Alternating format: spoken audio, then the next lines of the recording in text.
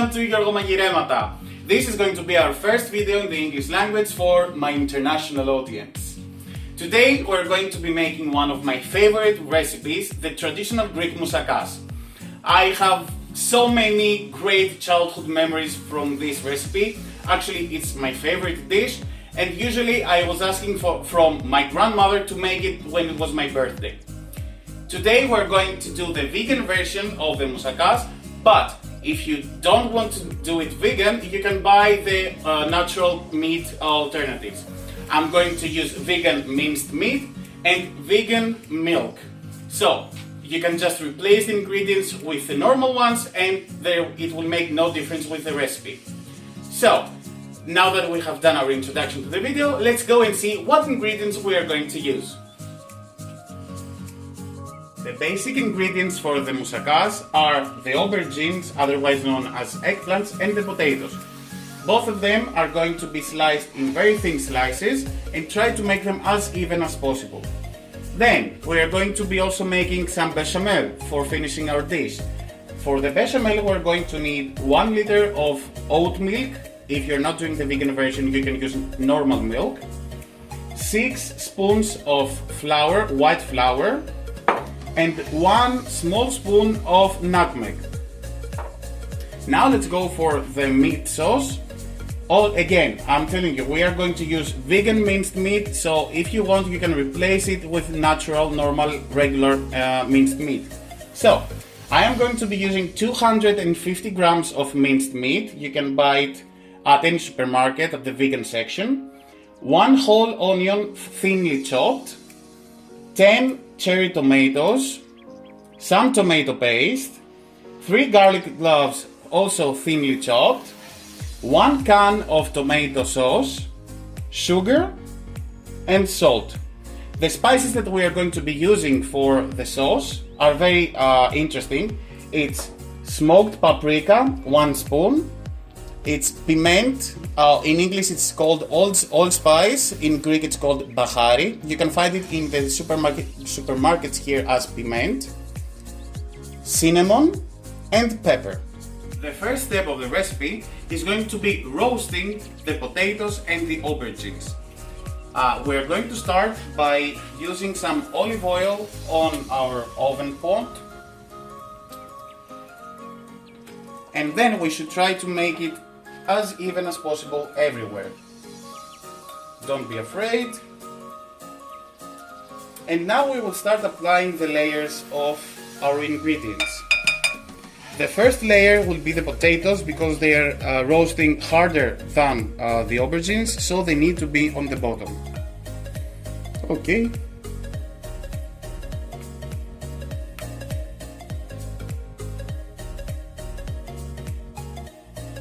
Now that we have layered the potatoes on the bottom of our baking pot, it's time for the aubergines. We're repeating and we're doing exactly the same thing, just on top of the potatoes.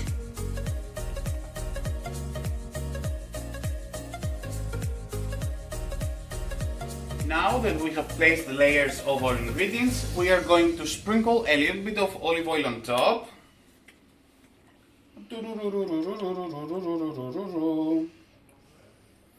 Don't be afraid to use the olive oil. And now a little bit of salt.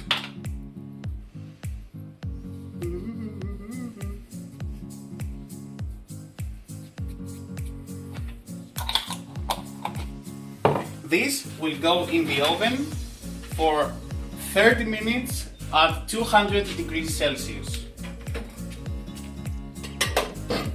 I just put it in. 30 minutes, 200 degrees Celsius. And here we go. Now that our ingredients are in the oven, at the same time we're going to start making the sauce. First of all, we're going to start preheating our pot. You can use medium heat. And put some olive oil in the pot. Bloom, bloom, bloom, bloom, bloom, bloom. When it starts getting warmer, the first ingredient that is going to be in the pot is the onion.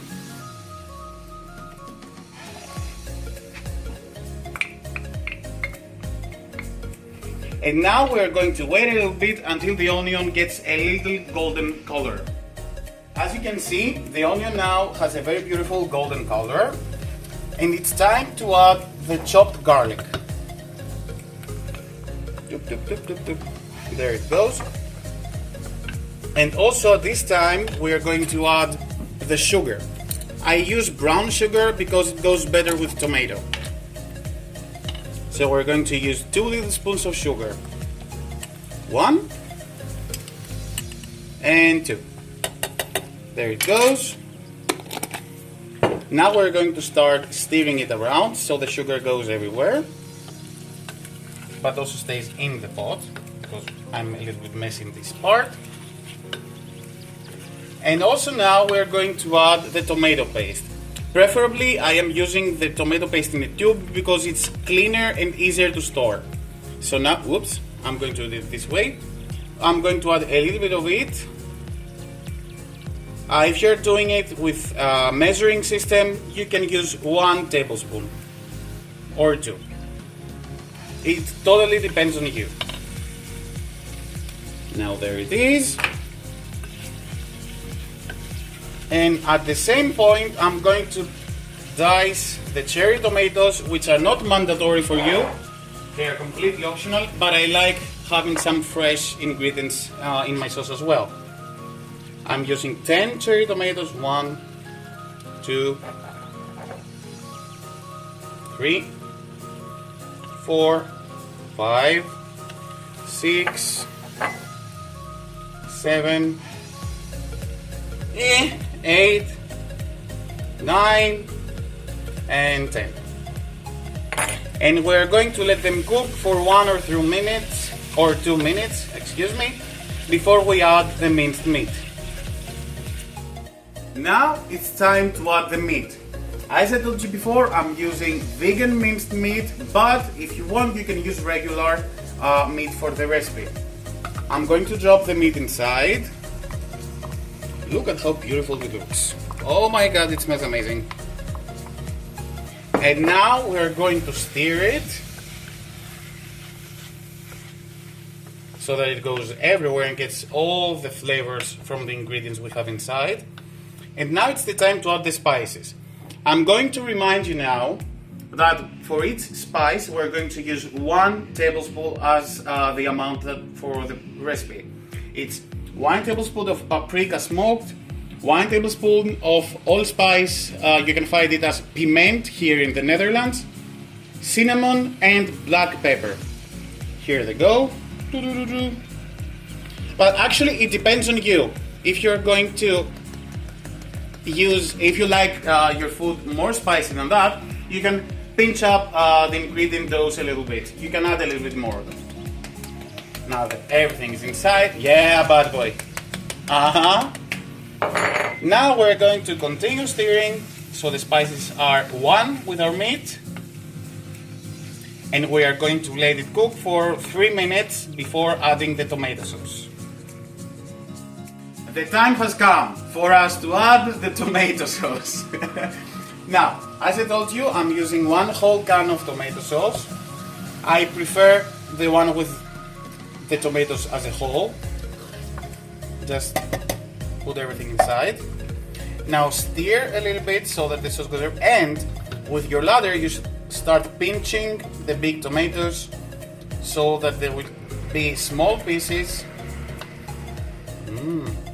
It smells extremely lovely. Now we're going to add 1 tablespoon of salt. Camera on the salt, please. Hello? Yeah. 1 tablespoon of salt. Yeah. And now we're going to let it broil for about 15 to 20 minutes. Now it's time to make the bechamel, the cream that goes on the top of the moussaka. Sounds very exciting. So, to make it easier, I just poured 1 liter of vegan milk in the pot. I'm going to turn the heat to a medium right now, here, and I'm going to add the 6 spoons of flour.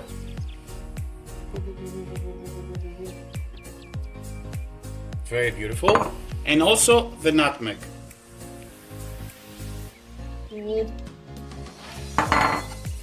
You have to start stirring until the milk and the flour becomes one. You don't need any crumbles on your bechamel, and it's better to start stirring before the milk gets hot so that it doesn't crumble in the end.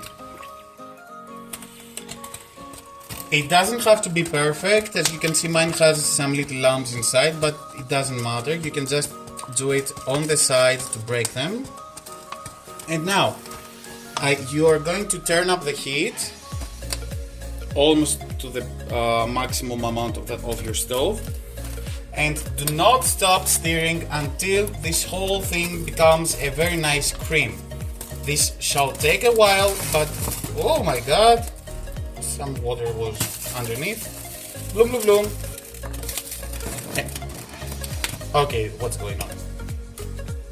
Anyway, you should just keep stirring until it becomes a very nice velvet cream. So be patient, and I hope you have strong hands. After some time stirring, you will notice that the whole thing is a little bit thicker than it was before.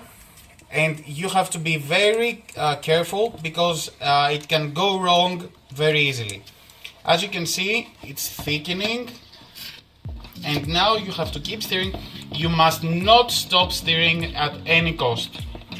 Very quickly now it will be ready to be put on the baking pot. See? Look at how nice it is. I wish I could smell the nutmeg right now. It smells, oh my god, so nice.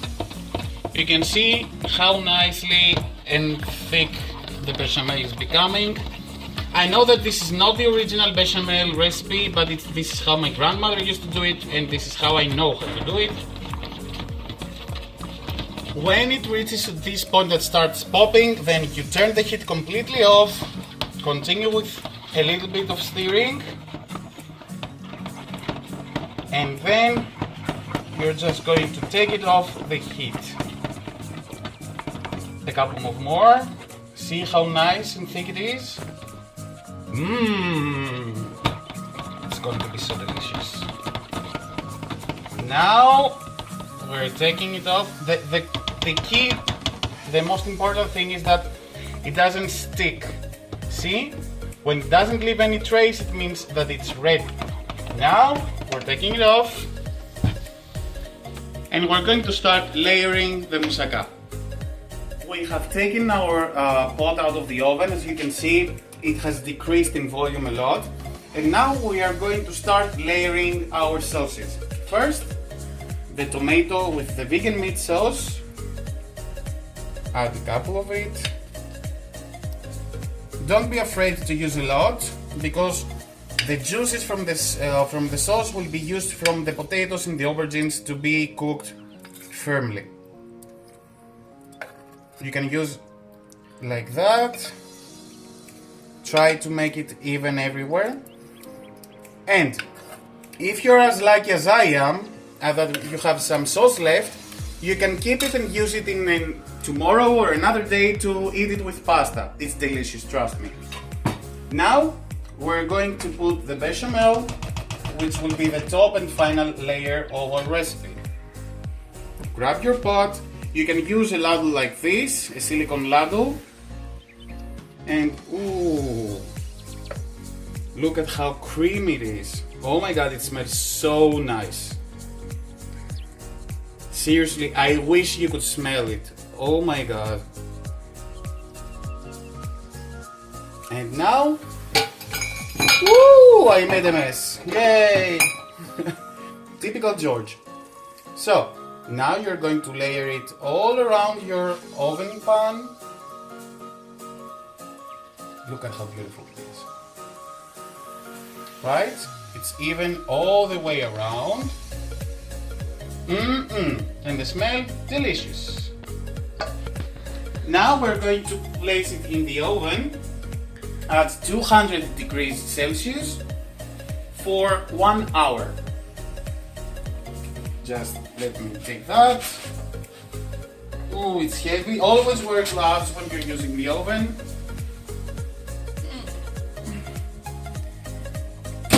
done. 200 degrees Celsius for 1 hour.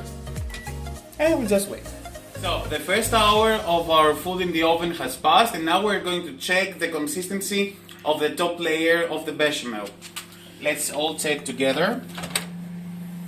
As you can see, the color is very light brown, which means that it needs more time in the oven.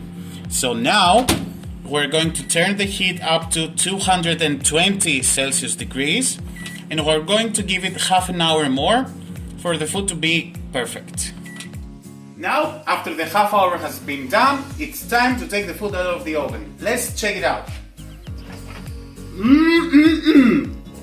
The smell is amazing. Look at this amazing crust. Really dark, brown and very crispy, but it's hot. So now, before serving, you have to let it sit, because food is love and love needs some relaxation.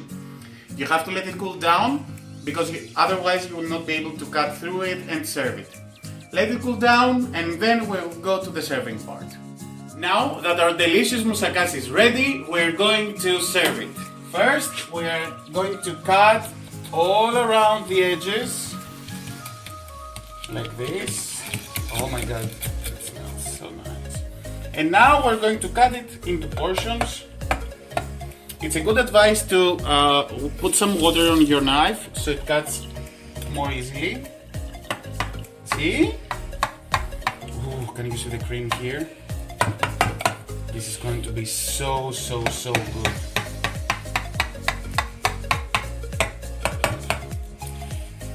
By the way, if you have a square pot, it's the same exactly. There's no worries if you don't have a circle one like me. Round, not circle.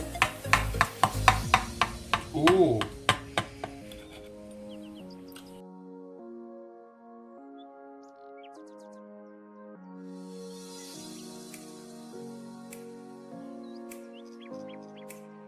Dinner is served. Λοιπόν, oops. Let's try and see what we've made. As you can see, the bechamel is very creamy. It's smelling absolutely wonderful. And now we're going to try it. Try to get everything on your fork. And let's taste the wonders.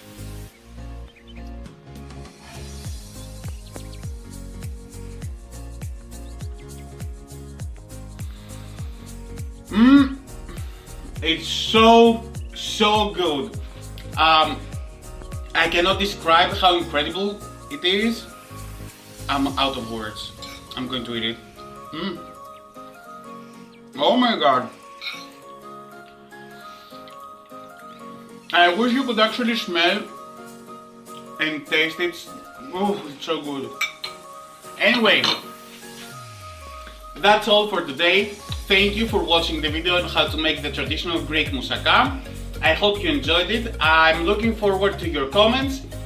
You can like us on Instagram, not like, follow, sorry. And that's all. Thank you for watching.